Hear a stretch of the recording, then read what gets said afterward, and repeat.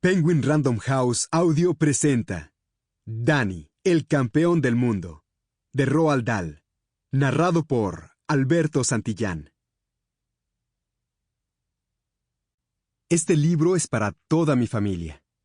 Pat, Tessa, Theo, Ofelia y Lucy. La gasolinera. Cuando tenía 4 meses, mi madre murió de repente y mi padre tuvo que cuidar de mí él solo. Yo no tenía hermanos ni hermanas. Así que durante toda mi infancia, desde los 4 meses en adelante, no había nadie más que nosotros dos, mi padre y yo. Vivíamos en un viejo carromato de gitanos detrás de una gasolinera. Mi padre era el dueño de la gasolinera, del carromato y de un pequeño prado que había detrás.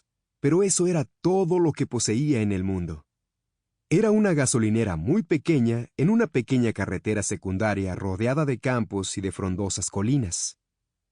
Mientras yo era un bebé, mi padre me lavaba, me daba de comer, me cambiaba los pañales y hacía los millones de cosas que normalmente hace una madre por su hijo. No es una tarea fácil para un hombre, sobre todo cuando, al mismo tiempo, tiene que ganarse la vida arreglando motores de coche y sirviendo gasolina a los clientes. Pero a mi padre no parecía importarle.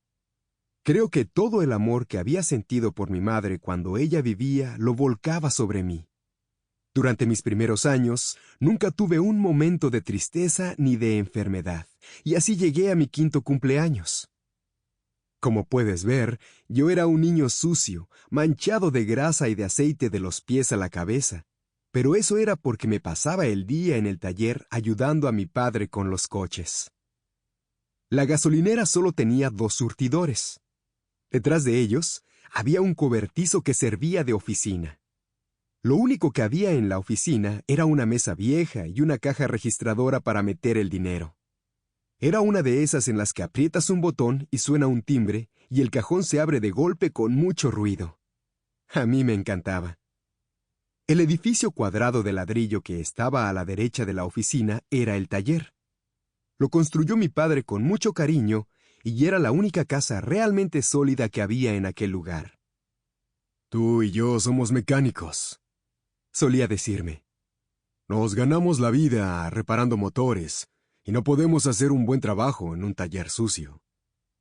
Era un buen taller, lo bastante grande como para que un coche entrara cómodamente y quedara mucho espacio a los lados para trabajar. Tenía teléfono para que los clientes pudieran acordar una cita y traer sus coches para repararlos. El carromato era nuestra casa y nuestro hogar. Era una auténtica carreta de gitanos, con grandes ruedas y toda pintada con bonitos dibujos en amarillo, rojo y azul. Mi padre decía que debía de tener por lo menos 150 años. Decía que muchos niños gitanos habían nacido y crecido entre sus paredes de madera. Tirada por un caballo, la vieja carreta debía de haber recorrido miles de kilómetros por las carreteras y los caminos de Inglaterra. Pero sus excursiones se habían acabado, y como los radios de madera de las ruedas empezaban a pudrirse, mi padre le había puesto por debajo unas pilas de ladrillos para sostenerla. Había una sola habitación en el carromato, y no era mucho más grande que un cuarto de baño moderno de mediano tamaño. Era una habitación estrecha, de la misma forma que el carromato, y contra la pared del fondo había una litera, una cama sobre la otra.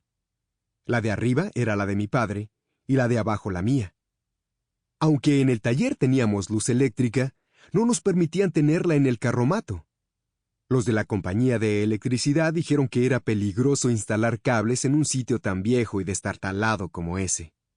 Así que conseguíamos el calor y la luz de un modo muy parecido a como lo hacían los gitanos muchos años antes. Teníamos una estufa de leña con una chimenea que salía por el techo y con eso nos calentábamos en invierno. Había un hornillo de parafina para hervir agua o guisar un estofado y una lámpara de parafina que colgaba del techo. Cuando me hacía falta un baño, mi padre calentaba agua y la echaba en una tinaja. Luego me desnudaba y me frotaba de arriba a abajo, de pie en la tinaja. Creo que así me quedaba tan limpio como si me hubiera lavado en una bañera, probablemente más, puesto que no acababa sentado en mi propia agua sucia. De mobiliario Sample complete. Ready to continue?